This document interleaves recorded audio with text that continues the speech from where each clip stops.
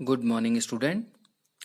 So it's a long time to meet you. So now I'm starting the chapter number 10, circle. तो बेटा circle chapter के बारे में आप पहले ही सब कुछ पढ़ चुके हो in your previous class 9th class. तो वहाँ पर कुछ ज़्यादा मटेरियल था as compare to 10th class. यहाँ तो सिर्फ 2 ही एक्सरसाइज हैं. तो देखिए क्या क्या चीज़ आप पहले से ही पढ़ चुके हो अपनी 9th क्लास में.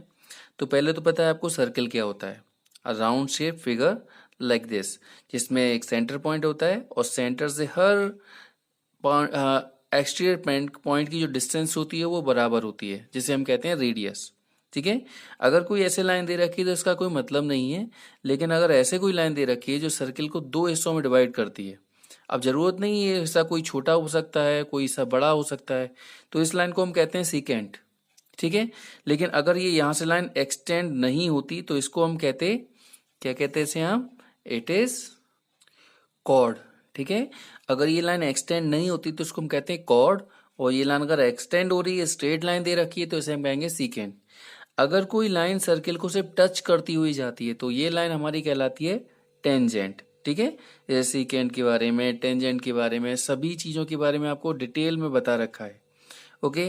अच्छा देखिए टेंजेंट. टेंजेंट क्या होता है, जैसे मैंने आपको बताया कि tangent is the line which passes through, मतलब सर्किल को सिर्फ टच करती हुई जाए, तो ऐसी लाइन को हम कहते हैं टेंजेंट. ठीक है. तो okay students, now move on to the first theorem of it. ठीक है. इसमें बाकी सारी चीजें, अब जैसे लिखा है पॉइंट ऑफ कांटेक्ट, तो पॉइंट ऑफ कांटेक्ट का मतलब होता है जिस पॉइंट पर टेंजेंट और सर्किल की रेडियस टच करती है उसे हम कहते हैं point of contact. Okay students, now move on to the next part of it. 10.1 theorem important है कि the tangent at any point of a circle is perpendicular to the radius through the point of contact.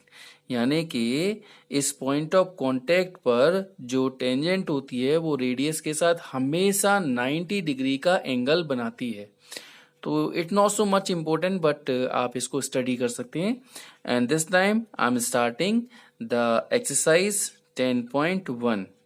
तो बेटा 10.1 exercise अगर examination point of view से कहा जाए तो ज्यादा इंपॉर्टेंट नहीं है. ठीक है.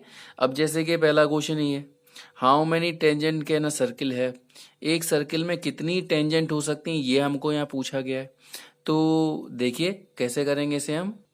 तो जैसा कि मैंने आपको बताया था कि टेंजेंट का मतलब होता है the line which is passes through, जो सिर्फ टच करती हुई जाती है. जैसे मान लीजिए ये लाइन जा रही है, या मान लीजिए ये लाइन जा रही है. ठीक है. या कह सकते हैं ये लाइन जा रही है. ओके. तो या ये लाइन जा रही है, तो ऐसे आपको देख के अंदाजा लग रहा होगा हम जितनी चाहे उतनी लाइन खींच सकते हैं. तो अगर आपको कोई और इन्फॉर्मेशन नहीं दी गई है, सिर्फ ये कहा जाता है कि how many tangent can passes through, तो इसका आंसर क्या हो जाएगा, इनफाइनाइट. तो फर्स्ट क्वेश्चन का आंसर क्या लिखेंगे हम, infinite number of tangent can passes through the one given circle. लेकिन अगर आपसे कहा जाए बताइए कितनी पैरेलल टेंजेंट ड्रॉ कर सकते हैं, तो पैरेलल टेंजेंट में हमने एक ये ड्रॉ की, तो इसके पैरेलल कौन सी होगी, जो यहां से जाएगी. तो अगर सिर्फ पैरेलल के लिए कहा जाता तो उसका आंसर होता 2. ठीक है. पैरेलल में सिर्फ एक ही पेयर हमारा जा सकता है, लेकिन अगर सिर्फ टेंजेंट के बारे में कहा जाता है तो क्लियर लिखेंगे हम, infinite number of tangent can passes through given one circle. Okay. Okay student, the next question is given here is a fill in the blanks. तो आपसे कहा गया है a tangent to a circle intersect in it. एक tangent जो है वो circle को कितने पॉइंट पर इंटरसेक्ट करती है. तो जैसा कि मैंने आपको बताया था कि कितने पॉइंट पर इंटरसेक्ट करती है, ओनली वन गिवन पॉइंट. तो जैसे आपको दिख रहा है कि अगर हम टेंजेंट को ले आते हैं तो only one point of contact होता है, ये एक ही पॉइंट पर टच करती है. ठीक है.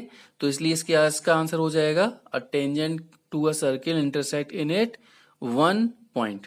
ओके. अच्छा अगला है a line intersecting a circle in 2 point. अभी मैंने बताया था पीछे एग्जांपल में कि अगर 2 पॉइंट पर कट करता है उसे हम कहते हैं सीकेंट. ठीक है. अगला है अ circle can have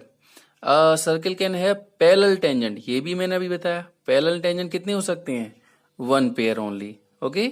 now next आपको दे रखा है the common point of tangent to a circle and circle is called.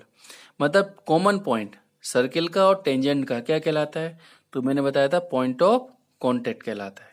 ठीक है students, now we are moving to the next question number third.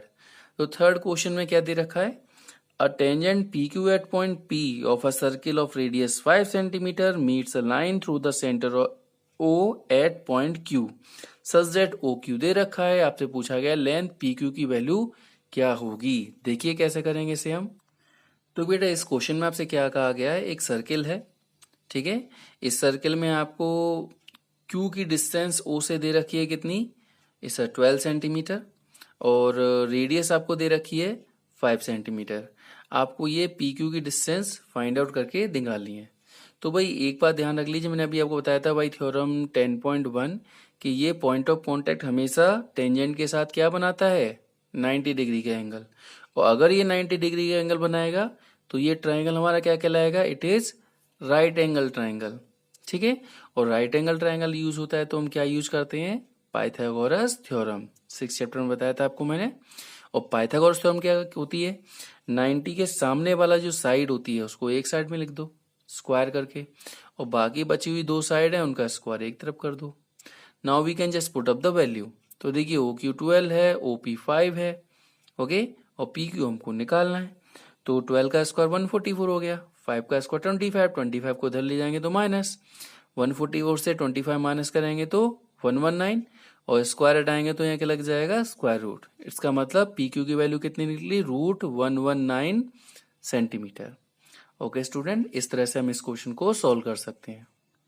तो बेटा अगला क्वेश्चन क्या दे रखा है, draw a circle and two lines parallel to the given line such that one is a tangent and other is a secant to a circle. मतलब हमें circle में ऐसी दो लाइन बनानी है, एक टेंजेंट कहलाएगी और दूसरी सीकेंट कहलाएगी। तो देखो कैसे करेंगे इसके लिए हम। तो मैंने जैसा अभी बताया था, टेंजेंट का मतलब वो लाइन जो किसी सर्किल को टच करती हुई जाती है, ठीक है। तो ये क्या कहलाएगी हमारी, क्या कहलाएगी हमारी, ये इट इज टेंजेंट। अच्छा, इसी के पैरेलल यानी इसी को हम इस तरह से लेके आएंगे, ठीक है। इसको रोलिंग नहीं करनी है और वैसे भी बना सकते हैं, हमें एक लाइन और ड्रॉ करके दिखानी है, हम यहीं भी बना सकते हैं, ठीक है। देखिए पैरेलल ही बनाना है, यहाँ से बना लिए, यहाँ बना दिए, यहाँ बना दिए, सी और चॉइस, ठीक है। एक ऐसी लाइन खींचनी है जो सर्किल को बीच से कहीं काटते हुए जाए, जो सर्किल के दो टुकड़े कर ले, हो सकता है एक बड़ा हो एक छोटा हो सकता है बीच से भी जा सकती है। तो ऐसी लाइन जैसे हमने ये लाइन ड्रॉ की, ठीक है, तो ये लाइन हमारी कहलाती है सीकेंट और ये लाइन हमारी कहलाती है टेंजेंट। ऐसा क्यों, क्योंकि यहाँ पर एक ही पॉइंट पर टच होती जाती है और ये दो पॉइंट पर कट करती हुई जाती है। तो क्वेश्चन में आपसे कहा गया था ऐसा डायग्राम ड्रॉ करके दिखाइए जिस सर्किल में एक टेंजेंट हो और एक सीकेंट हो और दोनों क्या हो, पैरेलल हो। तो पैरेलल बनाने के लिए आप कंपास का भी यूज कर सकते हो, इन दोनों के बीच के एंगल्स का भी यूज कर सकते हो, डायरेक्ट का भी यूज कर सकते हो। ओके, इस तरह से हम इसे ड्रॉ कर सकते हैं। This is the diagram of the next question number 4। Okay students, goodbye all of you.